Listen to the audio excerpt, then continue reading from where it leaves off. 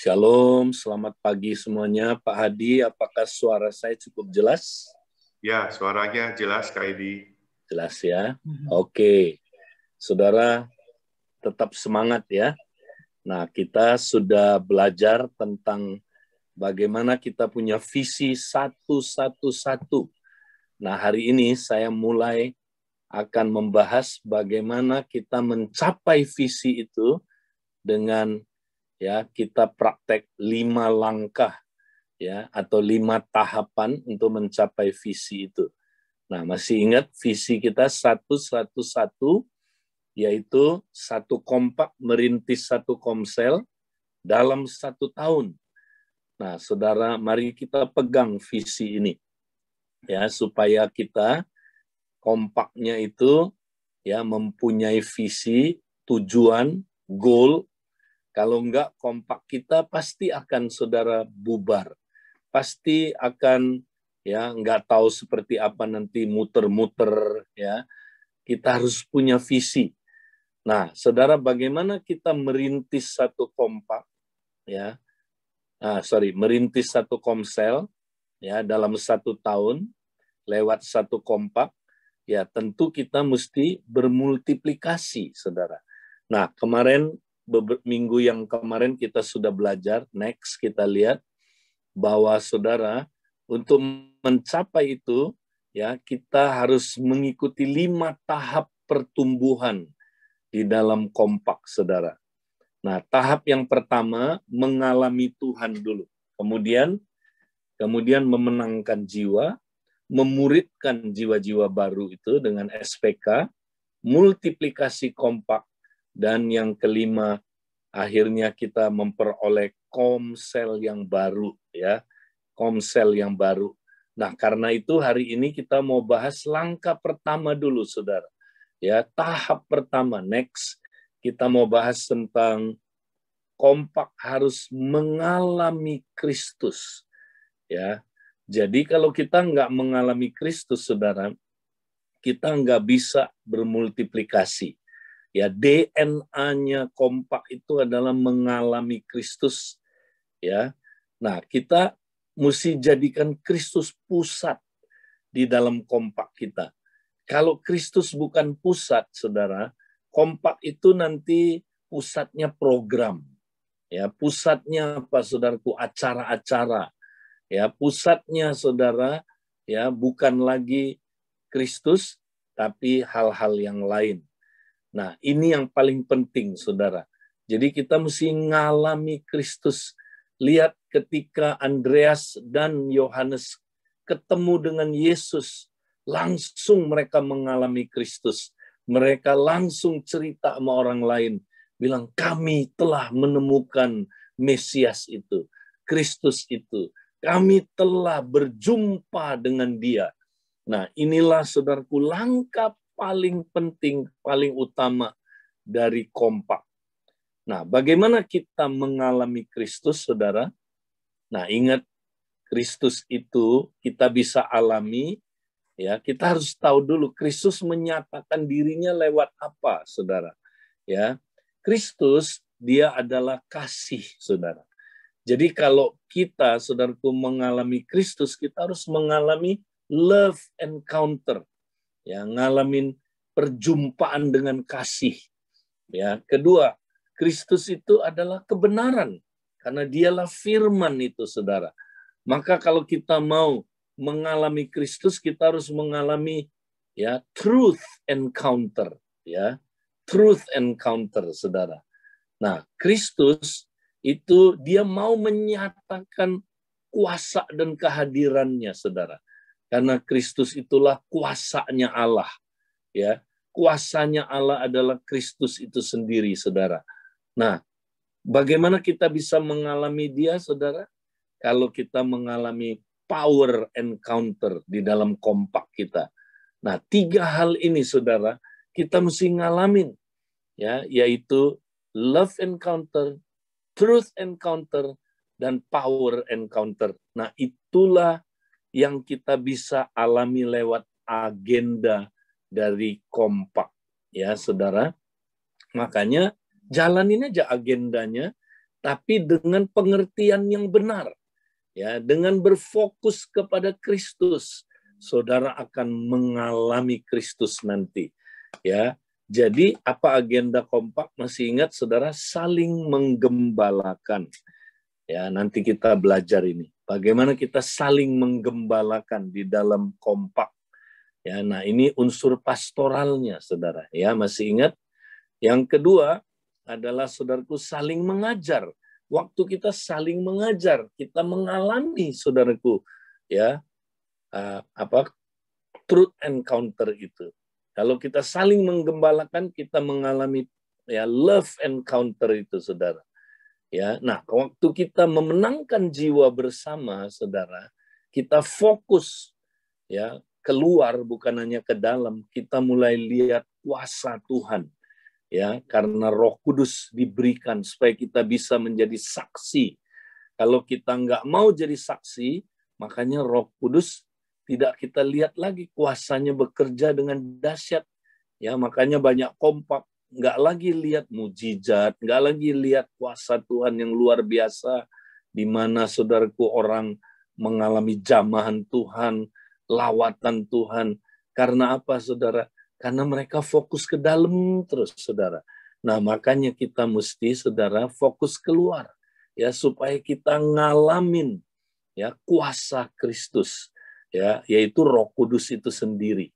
Nah, sekarang kita hanya akan membahas saling menggembalakan dan saling mengajar, saudara. Ya. Nah, mari kita lihat bahwa dua hal ini sebenarnya adalah satu kesatuan, saudara.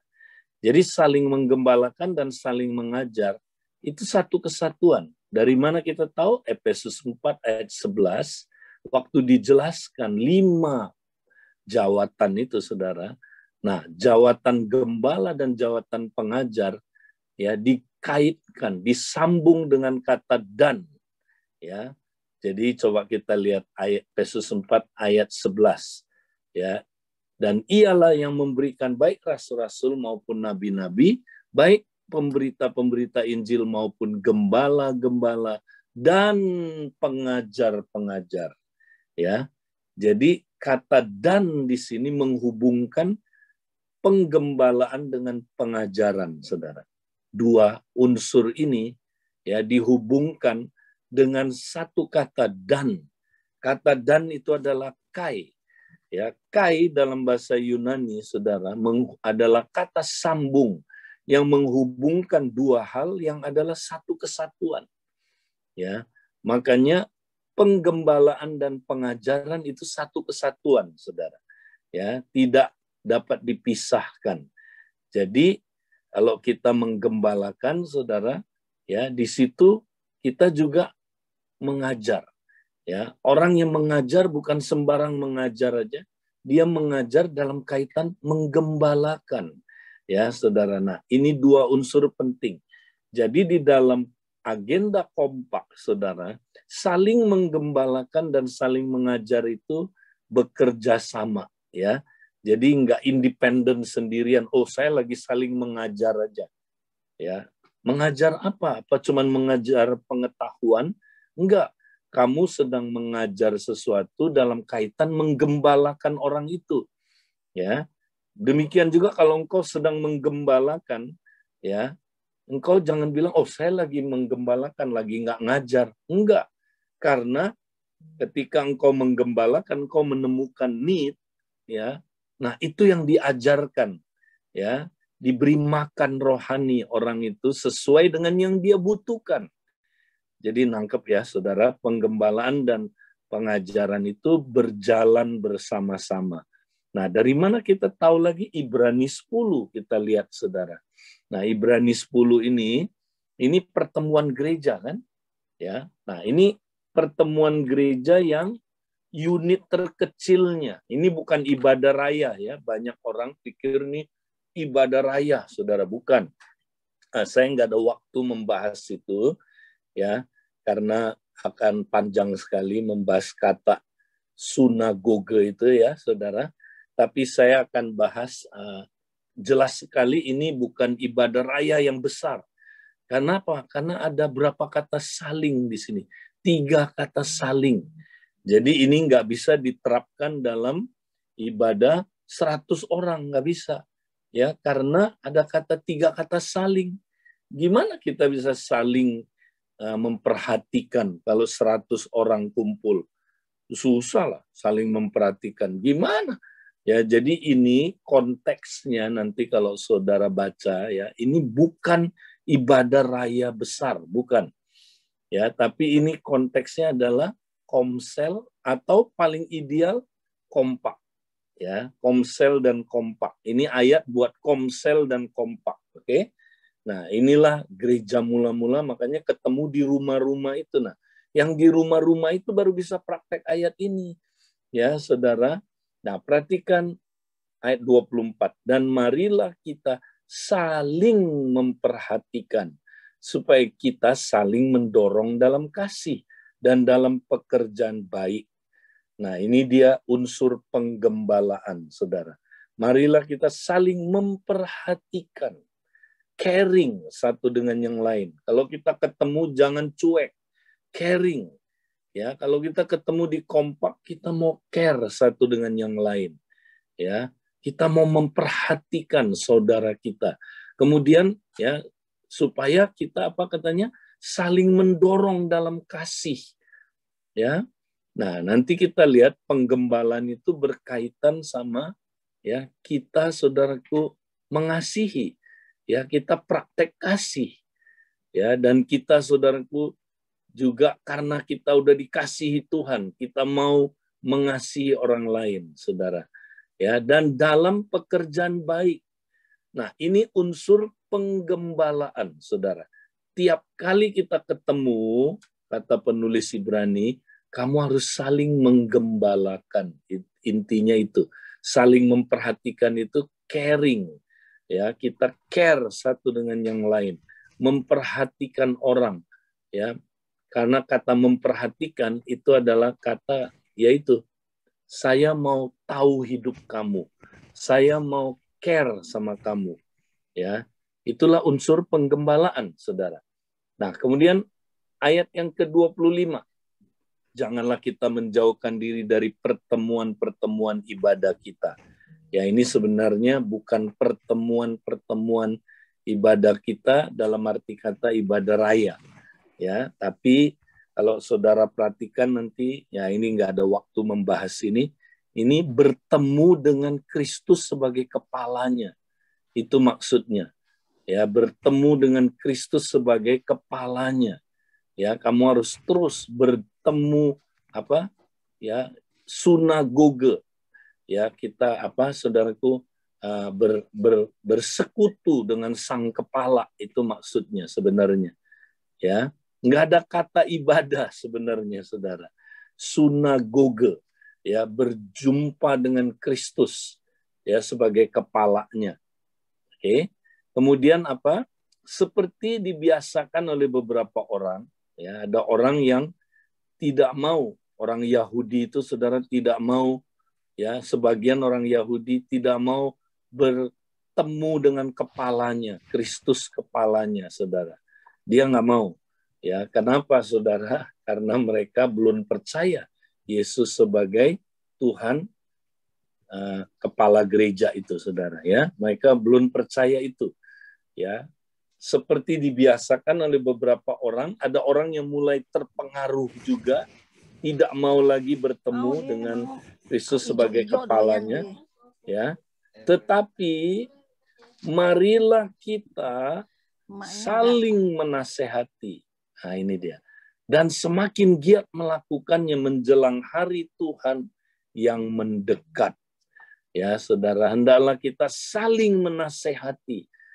Ya, nah, kata saling menasehati, saudara, ini adalah kata ya parakaleo, ya, yang kita tahu ya akhirnya menjadi dasar kata dari ya saudaraku, parakletos juga.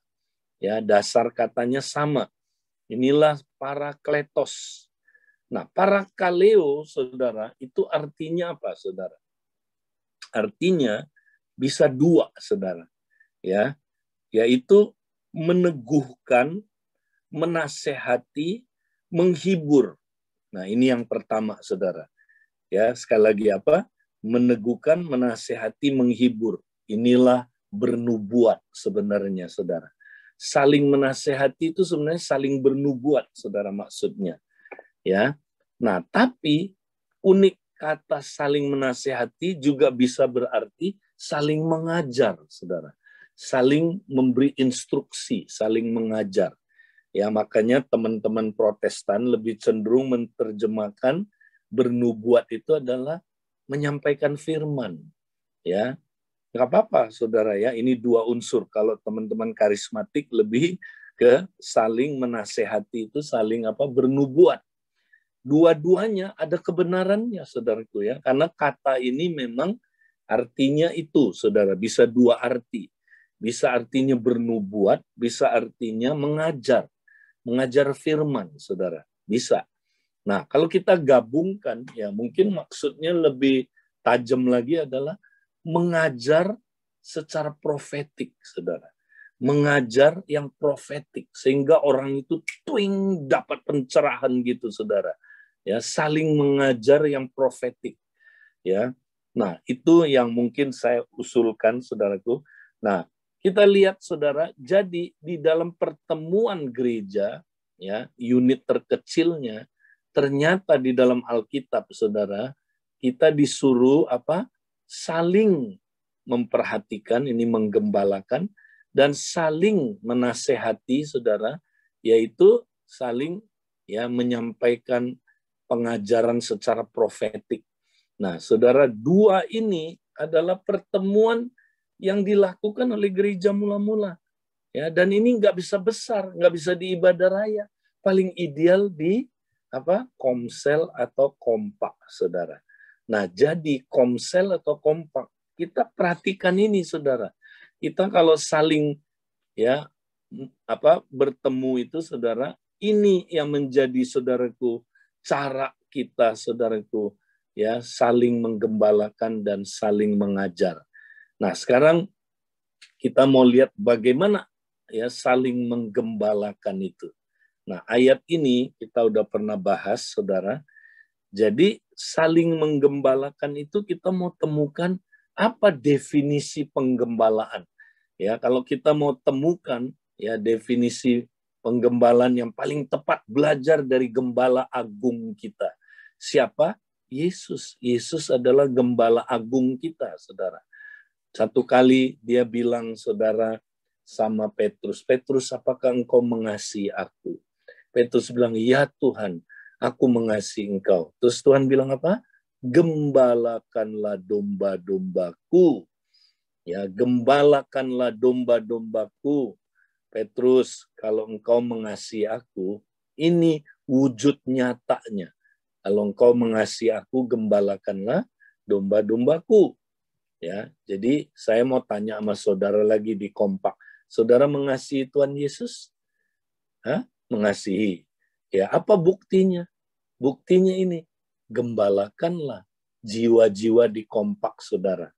Ya, gembalain, saudara. Itu tanda saudara mengasihi dia. Nah, bukan hanya itu, saudara. Bukan hanya tanda mengasihi dia. Ketika saudara mulai menggembalakan orang lain, ya, berarti saudara mengambil tindakan kasih, kan? Waktu saudara praktek tindakan kasih, saudara makin bertumbuh lagi dalam kasih. Ya, bertumbuh lagi dalam kasih. Makanya kalau kita saling menggembalakan, saudara, kita akan mengalami love encounter. Ya. Nah, banyak orang gimana cara ngalamin kasih Tuhan ya? Ini caranya, gembalain jiwa-jiwanya Tuhan Yesus. Gembalain domba-dombanya Tuhan Yesus. Nanti saudara pasti ngalamin perjumpaan dengan kasih. Pasti. Pasti kasih saudara tumbuh. Pasti kasih saudara makin lama. Saudara makin, saudaraku, jatuh cinta sama Tuhan lebih dan lebih lagi. Saudara kasihnya dengan sesama makin lebih dan lebih lagi. Saudara, itulah love encounter yang kita mesti praktekkan. Nah, banyak kompak, saudara. Mereka ya ketika kumpul mereka bilang, ya Tuhan, gua capek bener lihat orang ini, Tuhan. Aduh, ngurusin masalah lagi nih. Ya, gue dengerin dia udah capek, hari ini masih lanjut lagi. Ya, nah itu dia saudara. Dia nggak ngerti bahwa penggembalaan, ketika saudara gembalain domba-dombanya Tuhan, itu adalah bukti kasih saudara, sekaligus saudara akan bertumbuh dalam kasih ketika saudara menggembalakan. Mari kita praktek, saudaraku, saling menggembalakan. Ya, nah, apa itu saudaraku saling menggembalakan? Nah, Yesus kasih definisinya di sini. Ya, di sini kalau bahasa Indonesia sama semua ya. Gembalakanlah domba-dombaku, gembalakanlah domba-dombaku. Tapi Yesus dalam di sini bahasa aslinya saudara beda. Yang pertama, feed my lambs.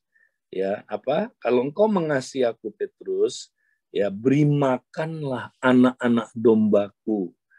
Jadi jiwa baru, saudara, mesti diberi makan. Nah, kalau di kompak saudara ada jiwa baru, cepat langsung kasih makan. Nah, makan dari apa jiwa baru apa saudara? Ya susu. Ya, jangan kasih dia yang lain-lain dulu. Ya SPK. Makanya langsung SPK, saudara. Ya, nah ini yang kita menggembalakan. Kalau saudara ngelihat jiwa baru, saudara nggak ada keinginan kasih SPK ya. Masa saudara menjawab kebutuhan dia? Kan enggak. Ya, ayo dong. Kalau saudara lihat ada jiwa baru di kompak, saudara, kasih dia SPK langsung, saudara. Ya, langsung beri dia ya makanan yang cocok dengan kebutuhan dia. Ya, nggak usah nanya lagi mau SPK enggak. Ya, saudara, kita langsung saudara feed my lambs katanya. Ya, dan itu saudaraku ya adalah tanda kita mengasihi dia. Nah, kalau dia udah ikut SPK, tapi dia belum mencapai ya apa saudaraku goal-goal dalam SPK itu. Nah, kita pengen dia juga mencapai goalnya. Dia udah ikut SPK tapi belum baptis Roh Kudus. Ya udah, kalau kita benar mengasihi orang itu, kita pengen dia mencapai goal itu, saudara. Ya, kita tolong dia. Yuk, kamu udah ikut SPK, tapi bagian ini kamu mau nggak didoain supaya kamu penuh Roh Kudus, ya, dibaptis Roh Kudus. Wah, mau. Puji Tuhan, itulah wujud penggembalaan, saudara. Kita care sama anak-anak domba itu. Nah, yang kedua katanya tend my sheep. Nah, ini sheep ini domba yang udah gede, ya, bukan anak lagi.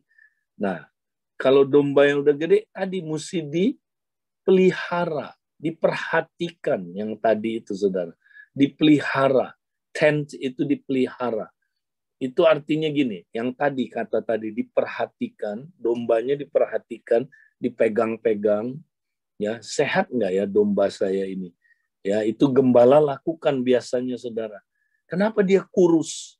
Kenapa dia belum beranak juga? Ya dari sisi umur dia mestinya udah beranak. Nggak beranak ini domba, pasti ada yang nggak sehat. Dicari di mana dia nggak sehat. Nah di situ saudara di treatment, dikasih makanan yang dia kurang. Nah makanya berikutnya dibilang feed my sheep. Feed my sheep. Ya, feed itu kasih makan kepada domba-dombaku. Dikasih makan apa saudara? Sesuai dengan yang dia perlukan. Ya, dia kurang ini, kurang vitamin ini, kurang ini. Ya, kita kasih dia supaya dia sehat. Itu dia. Nah, feed my sheep ini ada kaitannya sama pengajaran juga. Ya kan? Kan kita memberi pengajaran itu memberi makan, saudara. Supaya domba-domba itu, saudara, bisa bertumbuh. Nah, jadi inilah cara kita saling menggembalakan, saudara. Ya, jadi kita memperhatikan domba-domba yang Tuhan percayakan, apakah dia ya sehat. Kalau nggak sehat, apa yang perlu kita ya apa sampaikan, saudaraku? Kita perlu ya bahas di dalam kompak itu supaya kita jadi sehat. Nah, itu dia, saudara. Nah, sekarang apakah kunci untuk saling menggembalakan? Next. Nah, kuncinya kita belajar lagi dari siapa? Gembala agung kita, saudara. Siapa gembala agung kita? Yesus. Ya, mari kita belajar dari dia. Matius 9, 35 sampai 36. Demikianlah Yesus berkeliling ke semua kota dan desa. Ia mengajar dalam rumah-rumah ibadat dan memberitakan Injil Kerajaan Sorga, serta melenyapkan segala penyakit dan kelemahan. Melihat orang banyak itu, tergeraklah hati Yesus oleh belas kasihan kepada mereka, karena mereka lelah dan terlantar seperti domba yang tidak bergembala. Nah, ini dia, saudara. Ya, Yesus ketika keliling, ya, mengajar, ya, kemudian dia memberitakan Injil, melenyapkan penyakit dan kelemahan. Dia melihat begitu banyak orang, saudara, itu lelah dan terlantar seperti domba yang tidak bergembala. Nah, jadi kalau domba-domba nggak ada gembalanya, mereka lelah dan terlantar, saudara. Ya, lelah artinya apa, saudara? Banyak problem. Ya, lelah itu, saudaraku, capek. Ya, saudara, dan mereka, saudaraku, ya udah mau nyerah dalam hidup ini. Ya, saudara, mereka begitu capek, begitu lelah, begitu rentan terhadap, saudaraku, persoalan dan hidupnya, saudaraku, ya begitu parah. Ya, terlantar, tidak ada yang gembalain, tidak ada yang ngurusin mereka, tidak ada yang perhatiin mereka. Saudara, inilah keadaan domba yang tidak bergembala. Nah, jadi saudara, mestinya mereka apa jawabannya? Digembalakan. Ya, kalau mereka digembalakan, mereka bisa tidak lelah dan tidak terlantar lagi. Ya. Nah, bagaimana supaya mereka bisa digembalakan? Nah, Yesus bilang begini, saudara, ayat 36. Maka dibilang gini, melihat orang banyak itu, tergeraklah hati Yesus oleh belas kasihan, saudara. Ini dia. Ini yang membuat Yesus mau menggembalakan mereka. Ya, dia tergerak oleh belas kasihan. Ini dia, saudara. Maka kunci penggembalaan adalah digerakkan oleh belas kasihan. Ada nggak belas kasihan, saudara, terhadap jiwa-jiwa di Kompak, saudara? Itulah kuncinya, saudara. Saudara, kalau engkau punya belas kasihan, digerakkan oleh belas kasihan, engkau sudah qualified menggembalakan orang. Ya. Nah, saudara, jadi menggembalakan orang itu bukan soal teknik-tekniknya, bukan. Ya, itu boleh aja dipelajari. Tapi kalau hatinya nggak ada belas kasihan, percuma. Ya, kita nggak menggembalakan orang, kita malah apa, saudara? Ya, memanfaatkan orang. Ya, kita cuman apa, saudara? Ya, kita numpang supaya orang itu, ya, kita manfaatkan. Saudara, kalau kita penuh belas kasihan, ya, kita menggembalakan domba-domba itu. Kita pengen dia sembuh, kita pengen dia pulih, kita pengen dia tidak terlantar lagi, kita pengen dia, ya, bertumbuh, berbuah, bermultiplikasi dalam hidupnya. Itu hati gembala, saudara. Ya, nah, saudara, kita punya nggak belas kasihan itu, saudara? Ya, nah, saudara berkata mungkin, yuk, Pak Edi, ya gembalanya Yesus, ya tentu aja dia punya belas kasihan, kan dia gembala agung. Tapi mari kita baca Kolose 3 ayat 12. Karena itu sebagai orang-orang pilihan Allah yang dikuduskan dan yang dikasihinya, apa? Kenakanlah belas kasihan, kemurahan, kerendahan hati, kelemah lembutan dan kesabaran. Ternyata, saudara, setiap orang pilihan, orang kudus, orang percaya, murid Kristus, diajarkan oleh Tuhan Yesus supaya mengenakan belas kasihan. Jadi kita semua disuruh punya belas kasihan. Ya, ya tentu, ya kita punya belas kasihan, saudaraku. Ini tingkat 1. Tapi ada orang yang lebih lagi tinggi belas kasihannya. Mungkin itu yang disebut karunia, ya, karunia motivasi belas kasihan, saudara. Tapi ada lagi yang lebih lagi, yaitu gembala, jawatan gembala.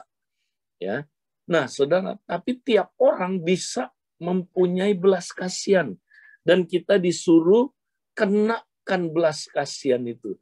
Jadi tiap orang bisa menggembalakan, saudaraku. Ya, karena ya kita semua punya belas kasihan itu sebagai orang pilihan, sebagai orang yang dikuduskan. Maka mari kita praktekkan belas kasihan itu. Caranya gimana? Kenakan belas kasihan itu, saudara. Kita disuruh kenakan. Jadi kita bisa, saudara, punya belas kasihan ketika kita ada di kompak kita. Bisa, ya. Saudara jangan bilang begini, saya enggak, ya, saya enggak bisa itu. Saya orangnya, ya, enggak penuh dengan belas kasihan. Tuhan bilang bisa, kenakanlah belas kasihan. Nah, sekarang saudara, kasih, kalau saudara benar kasih, saudara pasti akan menjawab kebutuhan orang itu.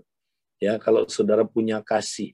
Satu ayat lagi kita lihat, saudara, di dalam ayat ini, saudara, ini luar biasa, 1 Yohanes 3, 16-18. Demikian kita ketahui kasih Kristus, yaitu bahwa ia telah menyerahkan apa? Nyawanya untuk kita. Wow, yang diserahkan nyawanya, saudara. Ya, dia serahkan untuk kita.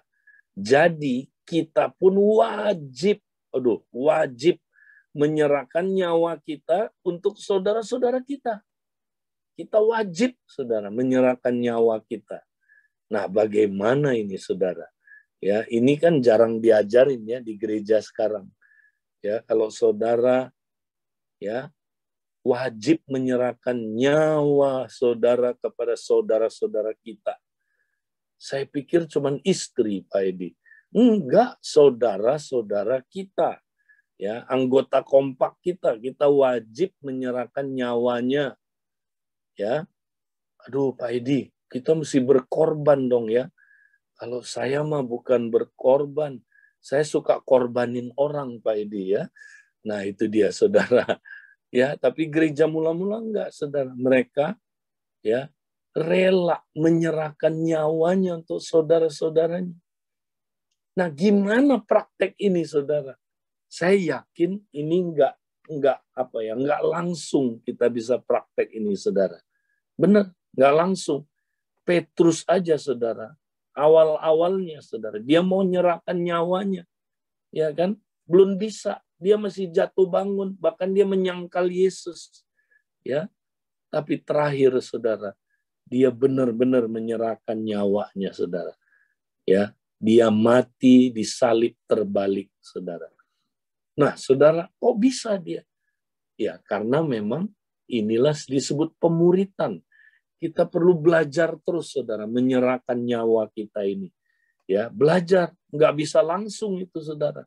Nah, gimana belajarnya? Nah, ayat 17 ajarin kita. Ya, ini dia, saudara.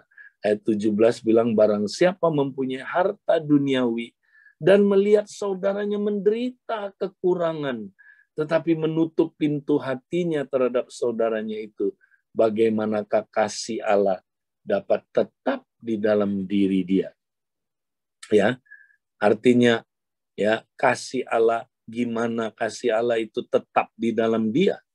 Ya, artinya saudara, kalau orang betul lahir baru, kasih udah berdiam di dalam dia, dia bisa, saudara, mengasihi saudaranya dengan apa? Memberikan, saudaraku, ya, hartanya ya kepada saudara-saudaranya yang kekurangan. Ya, saudara, di sini kita belajar melatih diri kita, saudara. Ya, kalau kita mengasihi, saudara, ya, kita pasti menjawab kebutuhan. Nah, kalau saudaramu punya kebutuhan, ya, dia punya apa? Kekurangan harta duniawi, maka saudara, marilah kita menjawab kebutuhan itu. Ya, kalau dia kekurangan, misalnya saudara ya, dia kekurangan harta jiwaninya, ya kita berikan harta jiwaninya. Ya, kalau dia kekurangan harta rohani, kita berikan ya yang kekurangannya. Dia kekurangan apa? Ya, jadi ini bukan hanya harta duniawi aja aplikasinya. Bisa banyak hal. Ya, dia kekurangan skill, ya kita ajarin skillnya, saudara, supaya dia bisa cari uang. Misalnya, saudara, dia kekurangan apa? Ya, dia kekurangan ya kemampuan untuk bangun hubungan. Ya, kita ajarin dia, saudara, gimana supaya dia bisa bangun hubungan. Ya, nah kita menjawab kebutuhannya. Jadi ayat 18 bilang, hai anak-anakku, marilah kita mengasihi, bukan dengan perkataan atau dengan lidah, tetapi dengan perbuatan dan dalam kebenaran. Ya, dengan perbuatan dan dalam kebenaran. Jadi kasih, saudara, itu selalu menjawab kebutuhan. Kasih itu menjawab kebutuhan, saudara. Nah, apakah kita mengasihi saudara kita di Kompak? Apa wujud nyatanya? Saudara pasti mau menjawab kebutuhan dia. Nah, inilah menggembalakan, saudara. Kita menggembalakan orang itu. Ya. Nah, jadi gimana kita bisa tahu, saudaraku, dia punya kebutuhan? Nah, satu hal yang terakhir yang saya mau bahas adalah, saudara, kita mesti belajar mendengar.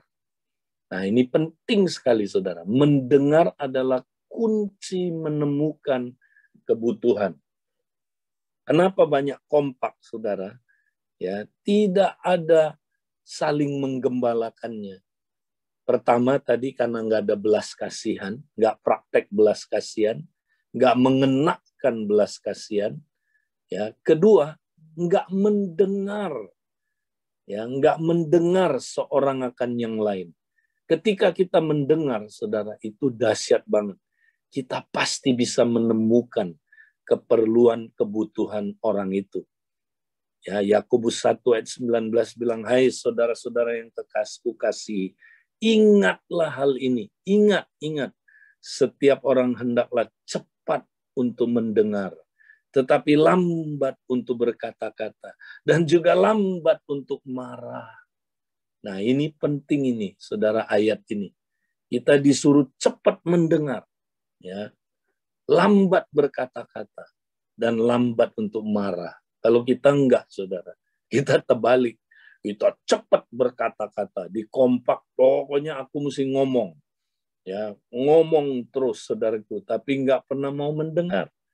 Ya, cepat berkata-kata, lambat mendengar, atau tidak mendengar. Ya, kemudian saudara, ya, cepat marah. Wah, itu dia. Dia menghakimi gua tuh. Itu orang, ya, gua sebel banget tuh. Tahu nggak? Gua udah mau nyerah ini Kompak. Ya, gua pindah aja deh. Capek hati ini orang. Aduh. Ya, gua udah kesel banget. Nah, itu dia, saudara. Ya, karena kurang mendengar.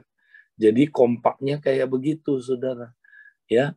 Nah, kita mau belajar bagaimana mendengar, ya, sehingga kita bisa menemukan kebutuhan dia, bukan hanya menemukan kebutuhan dia, menemukan jalan keluar dari Tuhan, saudara. Ya, menemukan hikmat, ya, dari Tuhan. Nah, kita harus, saudaraku, mendengar dengan benar, dengan tepat, ya. Nah, seringkali kita mendengar itu, saudara, ya. Nah, mendengar itu ada 3 level. Mari kita lihat level pertama, mendengar dengan fungsi biologis. Ya, kita seringkali mendengarnya tingkat ini, ya. Ini yang bahasa Inggris disebut hearing. Ya, hearing. Ya, dengar aja. Ya, I hear you. Nah, aku dengar kamu, ya, tapi itu mendengar fungsi biologis.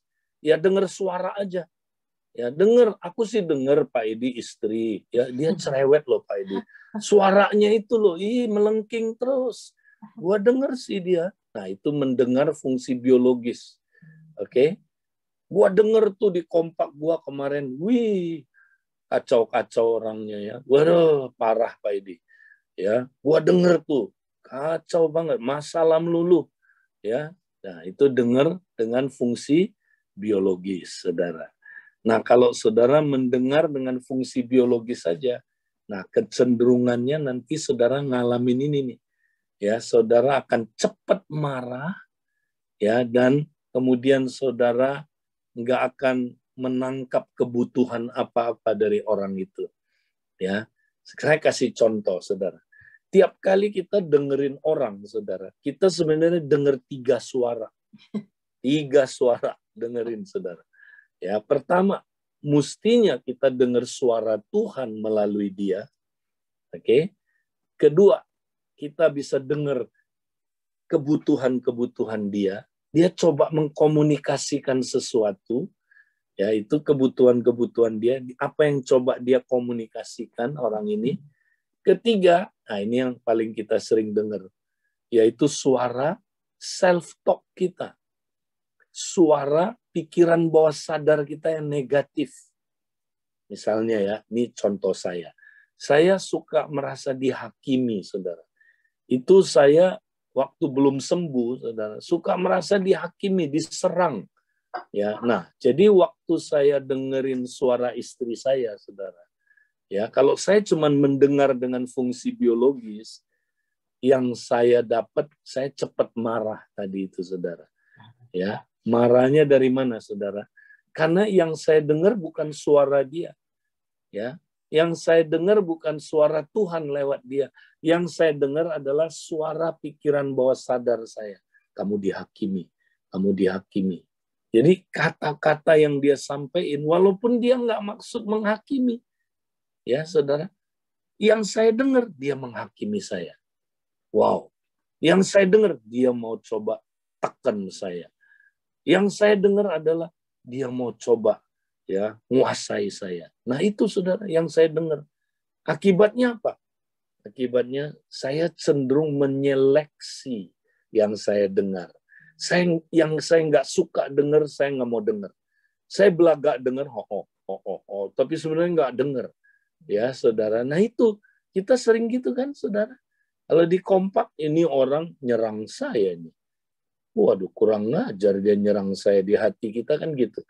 Ya, ini orang gosip lagi dia, ya kan? Ini orang apa-apaan ini? Nah, kita udah nggak aman dulu, saudara. Itu saya kayak gitu, saudara gitu nggak? Ya nggak tahu, mungkin ada juga, ya. Ada juga yang enggak mungkin, ya. Nah, saudara, jadi cepat marah saya, ya. Akhirnya, saudara, saya nggak dengerin. Istri saya punya need, saya nggak tahu. Karena saya nggak dengar, saudara. Saya dengarnya cuma suara yang bising, suara yang apa, saudara. Bahkan suara yang saya nggak suka. Makanya saya tutup itu. Saya nggak mau dengar. Nah, itu hearing, saudara. Banyak orang cuma hearing. Tapi Tuhan mau kita bukan cuma hearing. Listening, ya. Nah, bahasa Indonesianya menyimak. Bukan hanya mendengar, tapi menyimak. Listening. Itulah, saudaraku, ya, yang kita mesti lakukan. Nah, gimana supaya kita jadi penyimak yang baik? Listener, a good listener. Gimana caranya, saudara? Nah, go to the next level. Pergilah ke level 2. Mendengar dengan empati. Mendengar dengan empati, saudara. Ya, yuk kita bertobat, saudara. Kalau banyak yang kita cuma dengar dengan fungsi biologis, makanya di kompak, saudara, nggak ada, ya, saudaraku, rasa dikasihi nggak ada. Yang ada, saudara, dicuekin, ya, rasanya gitu. Ya, rasanya apa, saudara? Kita nggak diperhatiin. Rasanya kita kesepian, saudara. Kita ngobrol, tapi nobody, ya, listen to us. Nggak ada yang mendengar, ya, karena apa? Nggak ada empati di situ, saudara. Mari kita dengar dengan empati. Waktu kita dengar dengan empati, saudara, itu dahsyat banget.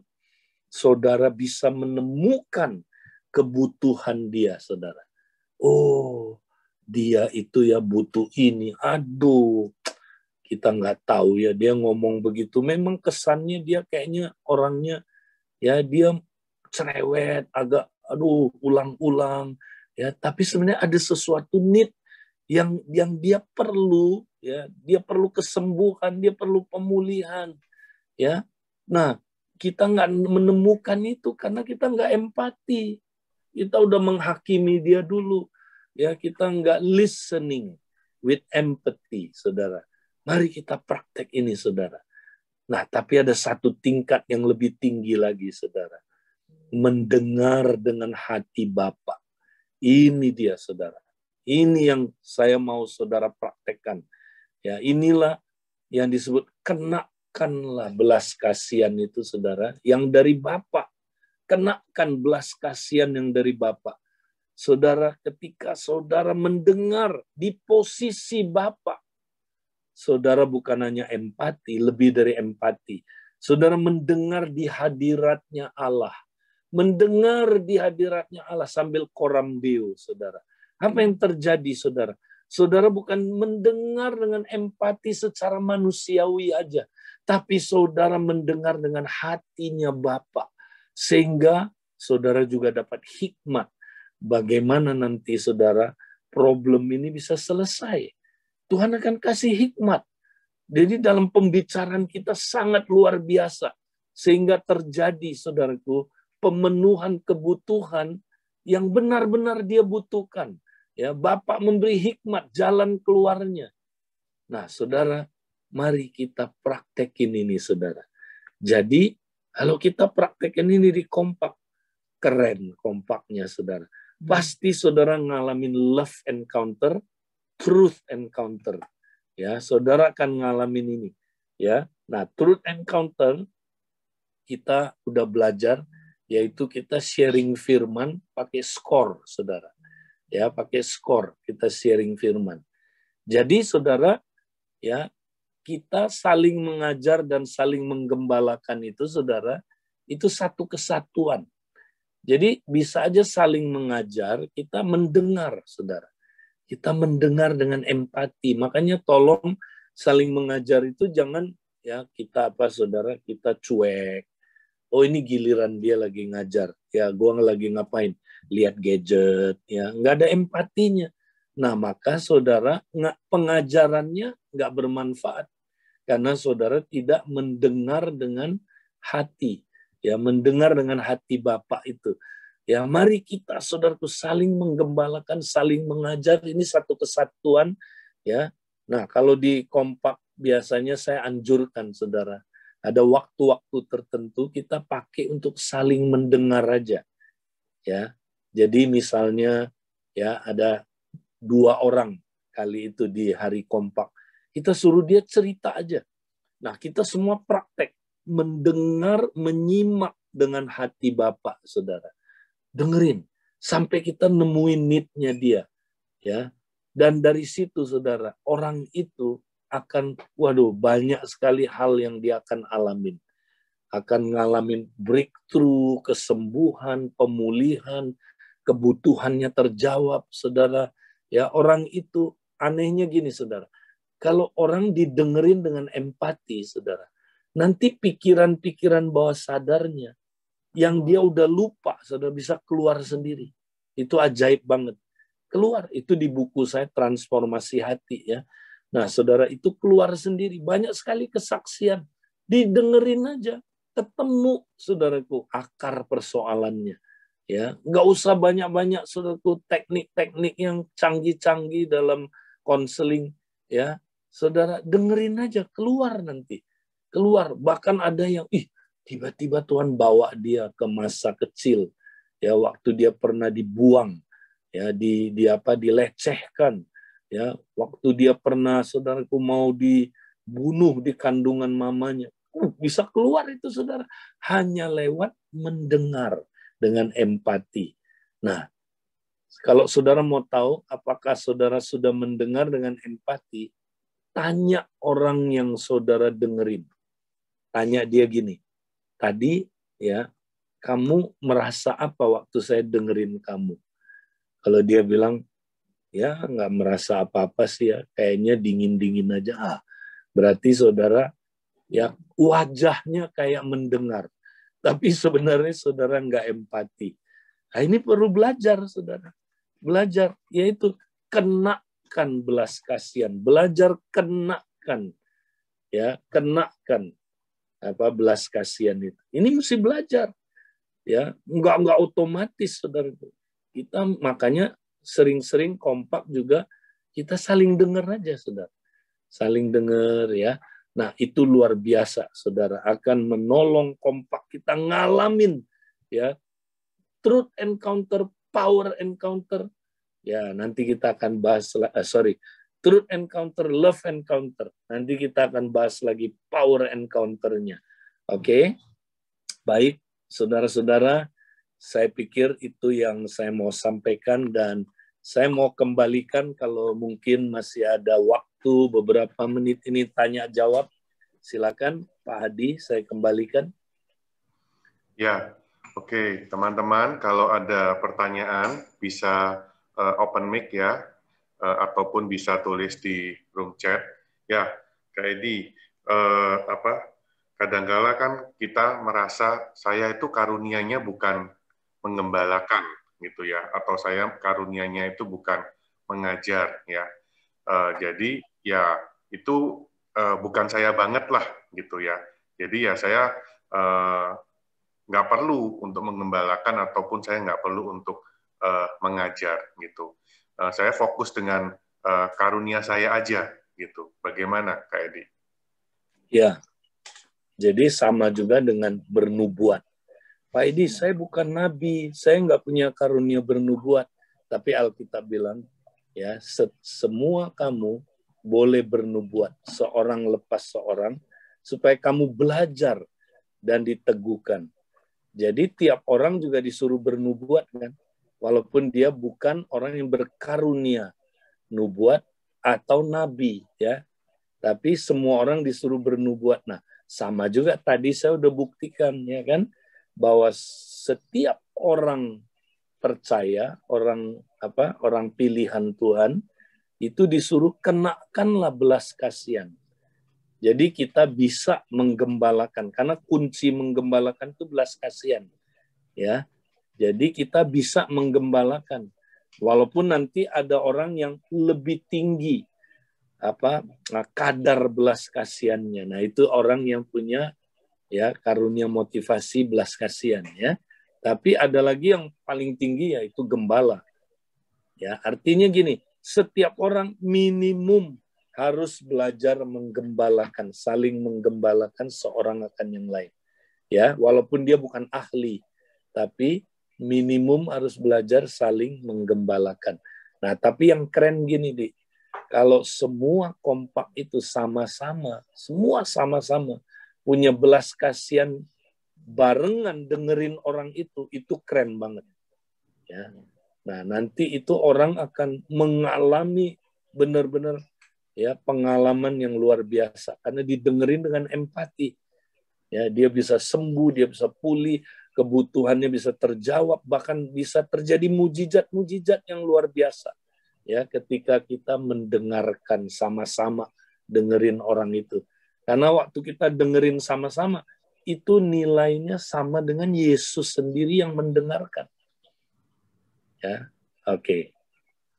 Ya, tadi kan Kak Edi share yang menyerahkan nyawa itu bentuknya itu kalau ada yang kekurangan kita memberikan harta duniawi ya Kak ya. Jadi kita memperhatikan seperti itu.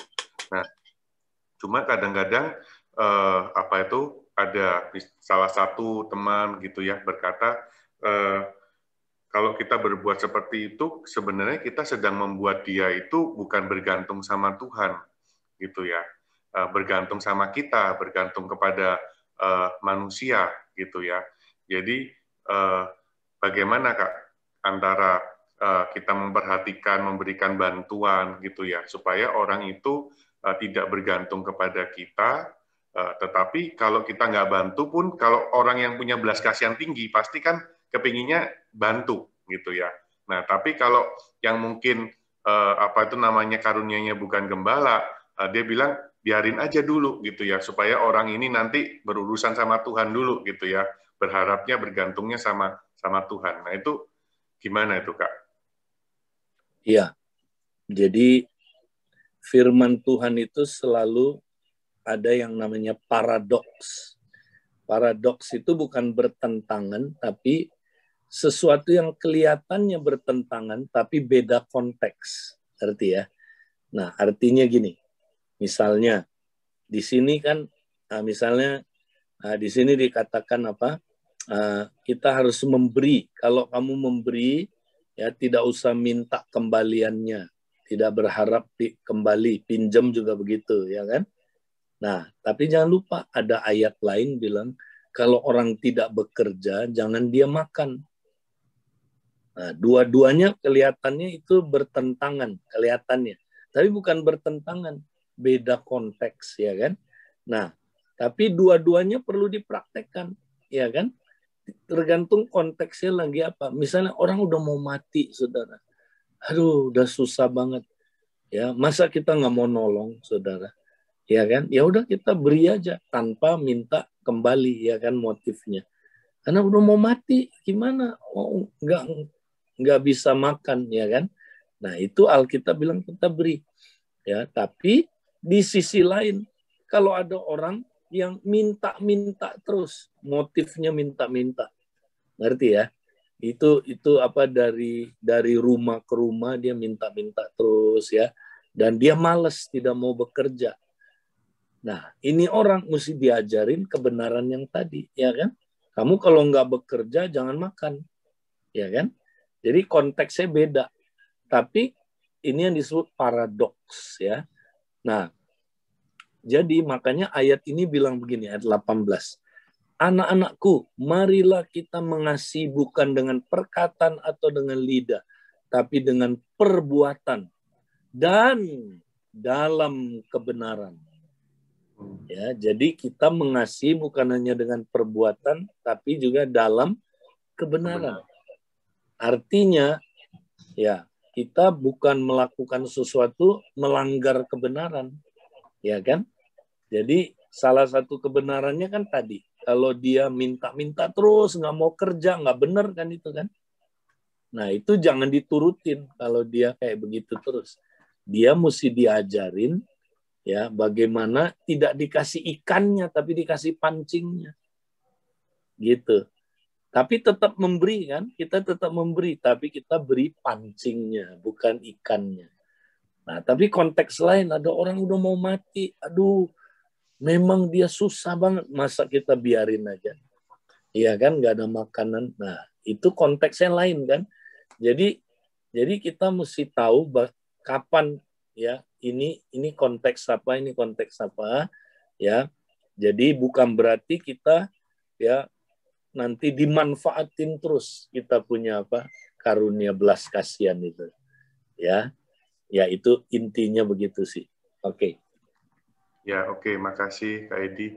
Ya, teman-teman, apakah ada teman-teman yang mau bertanya? Saya tunggu ya beberapa detik.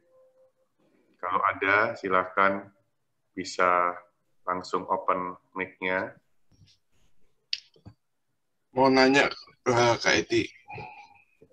Iya, silakan Pak. Ya, tadi ada hearing listening saat mendengar suara Bapak. Nah, saat kita menyimak sehingga kita tahu apa problem dia. Tapi bagaimana di waktu yang bersamaan kita bisa mendengar suara Tuhan itu bagaimana untuk bisa solusinya seketika itu juga yang sama. Gitu Kak Edi. Iya. Kalau kita dengarnya di hadirat Bapa dengan hati Bapa, mengenakan belas kasihannya Bapa, nanti kita sambil dengar itu, kita langsung dapat hikmat. Dalam pembicaraan kita semua nanti, itu keluar hikmat Tuhan. Bagaimana penyelesaian masalah itu. Ya, nanti ajaib sekali orang itu bisa apa? Ya, orang itu bisa mendapatkan solusinya. Gitu, Pak. Ya. Jadi bisa. Itulah yang kita ajarin dalam Coram Deo kan. Jadi Coram Deo itu apa? Kita tiap pagi, mulai dari pagi, sambil melakukan kegiatan kita di hadirat Tuhan. Itu kan yang kita ajarin. Ya, jadi waktu kita tinggal di hadirat Tuhan, kita bekerja di hadirat Tuhan, ya bisa aja waktu itu kita ngalamin masalah. Ya, tiba-tiba Tuhan kasih solusinya karena kita tinggal di hadirat Tuhan. Ya, nah itulah uniknya apa Coram Deo itu. Jadi maksudnya sama di sini. Waktu kamu sementara dengerin, tinggal di hadirat Tuhan. Kamu koneksi terus. Misalnya gini, sambil dengerin dia ya, sambil doa gini, Bapak, ya apa ya Bapak solusinya buat orang ini Bapak? Ya, kita relax aja sambil dengerin lagi dengan empati. Oh, oke. Ya, nah nanti waktu kita bertanya, Bapak, saya mesti kasih solusi apa? Kami ini kompak mesti kasih solusi apa kepada orang ini? Ya, nah waktu kita nanya gitu di hadirat Tuhan, juga dengernya dengan hati Bapak, twing, dapat hikmat Tuhan. Disitulah ya karunia-karunia mengalir kan, hikmat ya, pengetahuan ya, sehingga orang itu sangat diberkati dia, gitu. Ya Pak. Jadi kata kuncinya bertanya ya kepada Bapak juga ya. Betul. Sambil dengar, sambil bertanya, komunikasi sama Bapak terus. Ya. Ya, ini ada Bu Lina Silain, silakan, udah raise hand, mungkin bisa open mic. Iya, maaf saya nggak bisa buka video karena Ya, saya lagi di tempat Bu. kerja. Kak Idila, saya mau tanya, dalam kompak saya punya satu, kayak kemarin ada kejadian, ketika kita kompak 4:30 pagi, saya kan biasa dalam aktivitas saya ketika saya di kereta, di busway, biasanya nggak bermasalah gitu. Nah, terus ada, saya kompak bertiga dengan adik saya kandung dan temen. Nah, adik saya kandung ini ketika saya lagi sharing kan, siapa dulu sharing, biasanya gitu kan. Lalu bagi firman yang ada di Sera. Nah, ketika saya selesai sharing kan, kebetulan saya di jalan gitu. Nah, ketika saya di jalan, tiba-tiba dia bilang gini, saya udah selesai sharing, kita mau berdoa. Terus kan saya memang ada kedengaran kendaraan apa gitu. Ya udah deh, Kak, kalau lu nggak fokus, nggak usah lah kita kompak, cari waktu aja lain lagi. Terus dia matiin. Terus saya diem, cuman saya berdoa. Saya pikir selama ini saya kompak dari bulan Januari, nggak masalah ya, saya sambil masak, saya apa, tapi kita berdoa, saya udah bilang tunggu sebentar ya gitu. Tapi tiba-tiba dia emosi, saya pikir gini, oh mungkin dia lagi mau ini kali, mau datang bulan atau gimana, pikir saya positive thinking.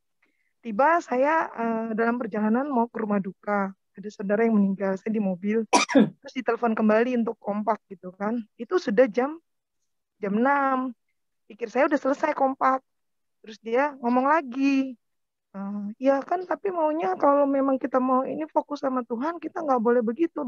Bayangkan kalau kita ketemu presiden, kita harus hormat, bla bla bla katanya. Cuma saya bilang lagi gini, bukannya kita fleksibel ya? Kita ini kan kalau misalnya harus begitu, bagaimana kita bisa mengerjakan semuanya dalam pekerjaan kita pelayanan. Dalam kita mau pergi ke tempat rumah duka pun kita pelayanan. Kalau kita masih bisa berdoa bersama, mari kita berdoa gitu. Enggak, ini kan gue, maksud gue, tapi dia sepertinya tidak menerima. Saya pikir ya sudah, oke, saya minta maaf, saya bilang gitu. Nah, solusinya gini loh Pak, maksudnya saya mau tanya Pak, apakah di dalam kompak harus kaku? Sementara saya mengalami di BR nggak ada kekakuan, dan selama ini memang tidak ada kekakuan di dalam kompak gitu loh. Fleksibel, ketika saya ada di mana-mana, saya bisa ikut gitu loh, karena ini dalam pandemi. Tolong Pak, solusinya gimana? Tadi pagi saya diajak kompak, tapi saya lagi di kereta. Dan saya tidak angkat. Nanti saya takut jadi bising gitu loh Pak. Jadi saya diem. Apakah saya di sini salah sebagai anggota, sebagai teman kasih? Sementara saya tadi terberkati dengan apa yang Bapak katakan. Ada kasih, ada ini gitu kan Pak. Tadi Bapak udah kasih pengajaran. Saya bersyukur dan hati saya damai setelah mendengarkan apa yang Bapak ajarkan tadi. Tapi saya mau minta solusinya. Saya nggak sakit hati sama adik saya, tapi bagaimana caranya kompak yang sebenarnya sih Pak gitu loh. Itu aja dari saya. Terima kasih. Ya, tentu kompak itu fleksibel. Ya, jadi ada masa-masa kita misalnya pertemuannya memang nggak bisa panjang, singkat. Ya nggak apa-apa. Kita ketemu misalnya cuma 20 menit. Ya udah 20 menit itu, tapi kita jangan expect-nya bisa sharing yang dalam misalnya. Ya, kita lebih ke fellowship, saling saling connect satu dengan yang lain, atau saling mendoakan, atau saling ya kita mau tahu aja saudara kita seperti apa ya, komunikasi lah gitu ya, yang singkat. Nah, tapi ada waktu-waktu tertentu kalau kita mau sharing yang lebih dalam misalnya ya misalnya kita mau sharing ada tujuan tadi itu menemukan need, ya memang perlu waktu yang lebih banyak. Ya nggak apa-apa. Kita misalnya waktu itu kita perlu 1 jam. Ya kita ketemu 1 jam, tapi kita lebih bahasnya lebih fokus, lebih dalam sharingnya. Ya kita saling mendengar atau saling mengajar. Ya tadi itu ya firman Tuhan apa yang kita perlu belajar sama-sama. Nah, jadi tergantung, memang fleksibel. Nah, kita atur aja. Nah, ini mesti dikomunikasikan sama semua anggota supaya mereka nggak expect-nya, karena tiap orang itu punya konsep yang beda-beda.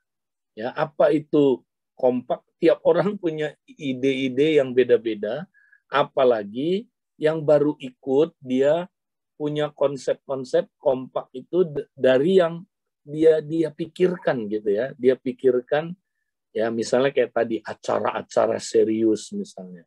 Ada orang yang berpikir kompak gitu. Ada orang berpikir kompak loose aja. Enggak peduli, pokoknya loose aja ya. Terus ngalir terus kayak air. Ya, ada orang yang begitu. Ya, ada juga orang yang berpikir, waduh, ini teaching, pengajaran aja. Ya, ada orang yang berpikir ini cuma fellowship aja. Nah, tergantung ya, tiap orang punya pikiran-pikiran yang berbeda-beda. Nah, mesti disamakan supaya kita sepakat, ya kan, supaya kita nggak nanti punya tafsiran sendiri-sendiri, kecewa akhirnya, punya ekspektasi yang berbeda-beda, ya. Nah, jadi makanya mesti belajar. Nah, ikutlah belajar, kita terus belajar apa itu kompak.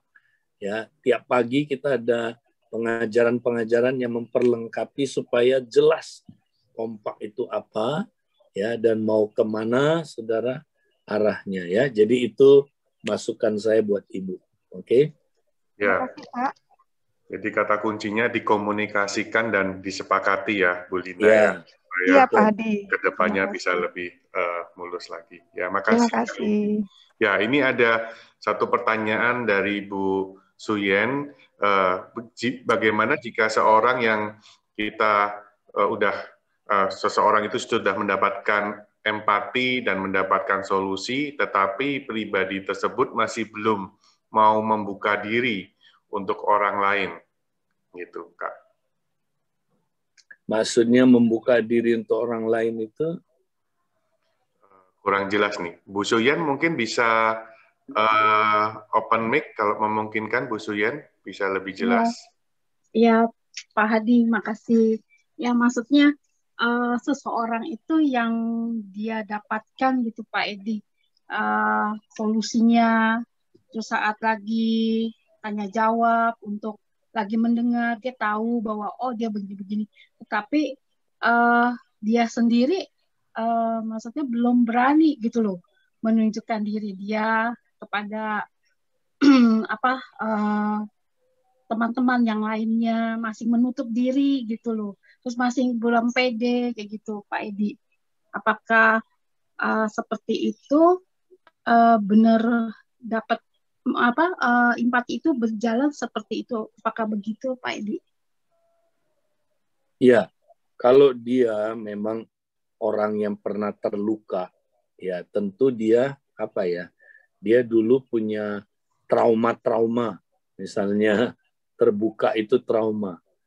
Nah, kalau dia udah disembuhkan, nah pelan-pelan nanti dia udah bisa lebih terbuka, ya. Jadi biasanya orang yang tidak mau terbuka, ya, itu dia punya luka ibu yang dalam, luka dari ibu itu paling banyak tuh. Nggak bisa terbuka orangnya, tertutup aja gitu ya. Nah, kalau dia udah disembuhkan nanti luka itu, dia mulai bisa terbuka dan mulai bisa bangun keintiman dengan orang lain, ya. Jadi dicari lukanya di mana. Nah, tapi kalau ada orang yang cuman misalnya dia introvert, orang introvert, saudara, itu biasanya tidak berani terbuka di depan 15 orang, di depan 10 orang, di depan 6 orang. Ya, tapi kalau di depan 2-3 orang dia berani. Ya, introvert. Ini orang introvert. Nah, makanya kenapa kompak itu 2-3 orang. Ya. Walaupun kita bisa aja waktu SPK nanti bisa jadi sampai 6 orang. Nah, tapi kalau orang introvert bisa dibantu, ya, dibantu untuk terbukanya itu waktu dia 2-3 orang. Jadi saya dorong, ya, kompak induk itu punya lagi WA sendiri, apa, jaringan WA untuk apa? Untuk mereka bisa terbuka. Karena 2-3 orang kan lebih gampang kan terbuka kan. Nah, tapi kalau dia orang ekstrovert, nggak masalah. Orang ekstrovert itu ya berani terbuka di depan umum, ngomong di depan umum. Ya, nah jadi ada orang nggak berani terbuka itu karena memang temperamennya. Ya, nah ada orang nggak berani terbuka itu karena terluka. Ya, jadi kita mesti cari ini dari mana ini dia nggak berani terbuka ini. Ya, kira-kira gitu ya. Oke. Ya, makasih Kak Edi. Ya, makasih Pak Edi. Ya, satu pertanyaan terakhir Kak. Hikmat pernyataan Tuhan yang kita terima, apakah perlu diteguhkan atau dikonfirmasi oleh teman kompak yang lain baru kita percayai? Apakah perlu ada konfirmasi Kak, hikmat dan pernyataan Tuhan? Biasanya ketika kita mendengarkan sama-sama, misalnya 4 orang dengerin 1 orang, ya.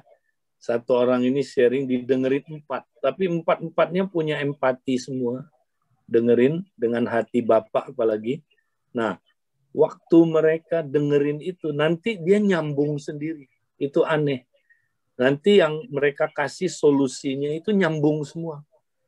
Saling meneguhkan, itu dari Tuhan itu.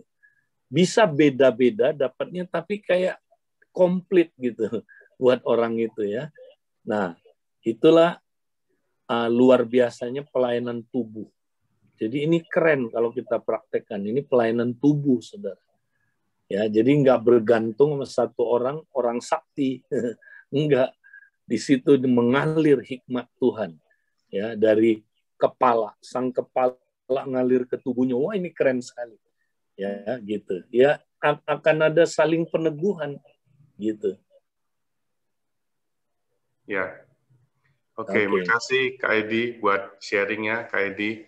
Ya, teman-teman, kita akan akhiri ya Mesbah Forum Dio kita pagi hari ini. Mari kita satukan hati di dalam doa. Kami bersyukur Tuhan buat firman yang kami dengar hari ini. Biarlah kami diberikan kasih karunia untuk kami saling menggembalakan, untuk kami saling mengajar satu dengan yang lain. Kami percaya Engkau sendiri Tuhan yang ada di dalam kami, yang akan menggerakkan kami. Biarlah kami peka dengan pimpinan-Mu ya Roh Kudus. Kami mau praktek firman-Mu hari ini. Biarlah kami bukan hanya sekedar menjadi pendengar Tuhan, tapi kami juga mau melakukannya. Kami percaya, kami menerima hari ini, saat ini, kasih karunia untuk kami taat, untuk kami melakukan Tuhan, kepada saudara-saudara seiman kami, ataupun kepada orang-orang yang membutuhkan Engkau. Terima kasih Bapak, kami melepaskan berkat buat Kak Edi, buat Kak Rus. Biarlah terus Tuhan, pengurapan-Mu Tuhan mengalir Tuhan. Biarlah Kak Edi dan Kak Rus terus sehat dan juga bisa terus menjadi berkat Tuhan buat tubuh Kristus. Di dalam nama Tuhan Yesus kami berdoa mengucap syukur. Haleluya. Amin. Amin. Terima